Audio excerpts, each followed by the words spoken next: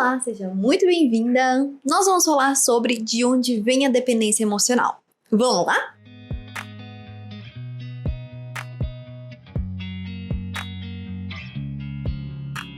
Para você que já identificou que a dependência emocional é presente na sua vida, você deve se questionar, meu Deus do céu, da onde que vem isso? E é sobre isso que nós vamos conversar nesse vídeo aqui hoje. Quais são as raízes da dependência emocional? O que leva a pessoa a se tornar dependente emocional? Mas antes disso, vamos só fazer um resuminho do que é a dependência emocional. Bem rapidinho, sempre aprofundar tanto, tá? A dependência emocional é quando você depende de outra pessoa para existir. Na hora da prática, isso aparece em comportamentos, como se sentir ansiosa quando a pessoa não tá junto, sentir muitos ciúmes quando você tá sem saber o que a pessoa tá fazendo, só se sentir valorizada quando a pessoa te reconhece, quando você tá sozinha, você não consegue se reconhecer, você não consegue se enxergar e você precisa do outro para poder te valorizar. Então você depende de outra pessoa para ser feliz ou para poder se sentir bem. Então, qual é a raiz da dependência emocional? Eu entendo a dependência emocional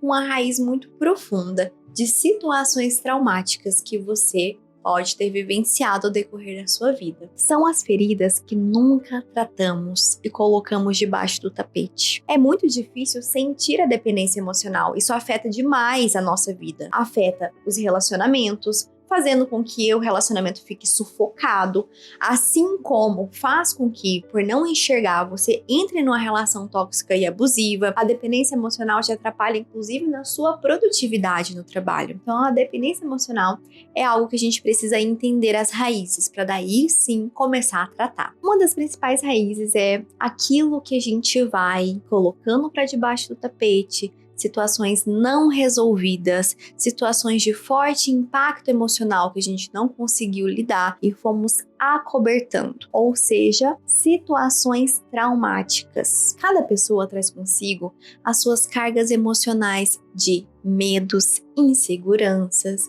situações vivenciadas que foram despertando ansiedades, obstáculos, superações. Não é mesmo? Mas existem algumas situações que o nosso emocional ele se prende, que ele não consegue lidar, que ele não consegue resolver. E por mais que o tempo passe, aquela memória de dor ela sempre está viva. É o que nós chamamos de trauma. É quando nós acessamos uma imagem, uma cena que não importa o tempo, ela sempre é muito viva e ela sempre desperta muitas emoções. E quando a gente não lida, não trata, isso traz muitas consequências para nossa vida. E uma delas pode ser o vaso que a dependência emocional achou para poder se instalar, para poder se plantar. Nosso querido cérebro, ele é magnífico, não é mesmo? E o que ele entende? Ele fala, meu Deus, então nunca mais eu posso deixar ela passar por uma situação como essa. Então ele começa a fazer mecanismos de proteção, começa a te avisar de coisas que você pode estar repetindo.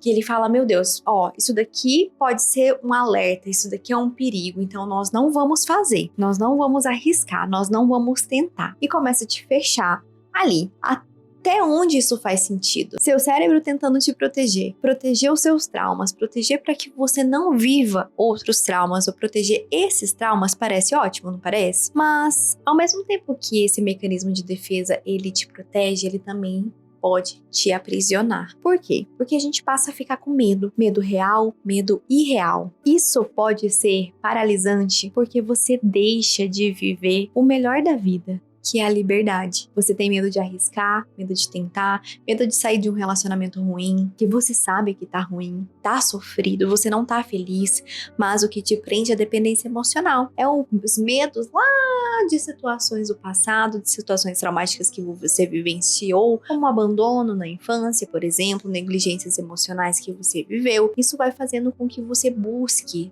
essa segurança acima de tudo, mesmo em pessoas que não podem te dar essa segurança. E aí, a gente vai moldando a nossa forma de viver, nós vamos moldando a nossa forma de pensar, não é mesmo? Olha só, nesse mecanismo de proteção, a gente também entra em uma compensação, um processo de compensar o medo, mas isso faz com que a gente evite coisas importantes. Por exemplo, um dos maiores medos ser a rejeição.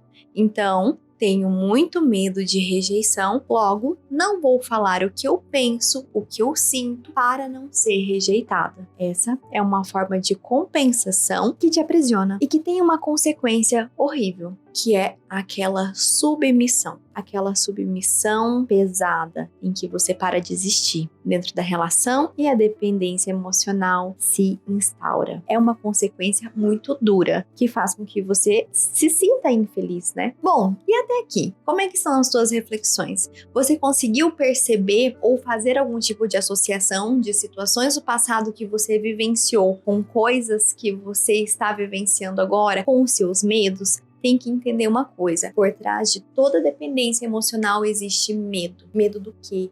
Do que você tem medo? Você tem medo de não dar conta? E aqui a gente começa a falar das fontes da dependência emocional. Te espero no próximo vídeo.